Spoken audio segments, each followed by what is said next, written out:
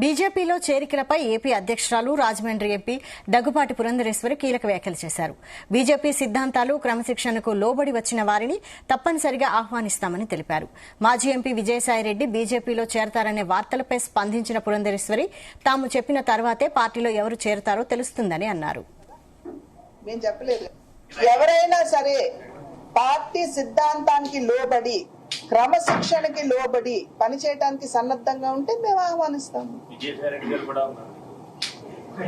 మేము చెప్తావా? మేము చెప్తే కదా పలానా వారు వస్తున్నారని చెప్తే కదా, మేము చెప్పలేదుగా మీకు. ఇక్కడ పార్లమెంట్ సభ్యులకి 6 నెలలు పార్లమెంట్ ఉంటుందండి, మీకు తెలుసు కదా విషయం.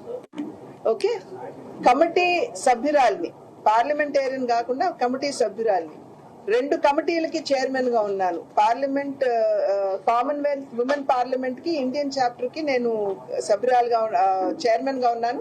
విమెన్ ఎంపవర్మెంట్ కమిటీ కూడా నేను సభ్యురాలుగా ఉన్నాను. సో ఇటు రాజమండ్రిని చూసుకుంటూ అట్ ద సేమ్ టైం రాష్ట్ర అధ్యక్షురాలు. సో ఇటు రాజమండ్రిని చూసుకుంటూ రాష్ట్రాన్ని చూసుకుంటూ నేను కమిటీ పనులు కూడా చూసుకుంటూ అట్ ద సేమ్ టైం అందరికీ అందుబాటులో ఉంటూ నా బాధ్యత నేను.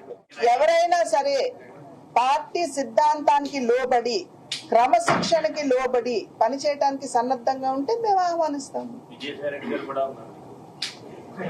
మేము చెప్తావా? మేము చెప్తే కదా పలానా వారు వస్తున్నారని చెప్తే కదా, మేము చెప్పలేదుగా మీకు. ఇక్కడ పార్లమెంట్ సభ్యులకి 6 నెలలు పార్లమెంట్ ఉంటుందండి,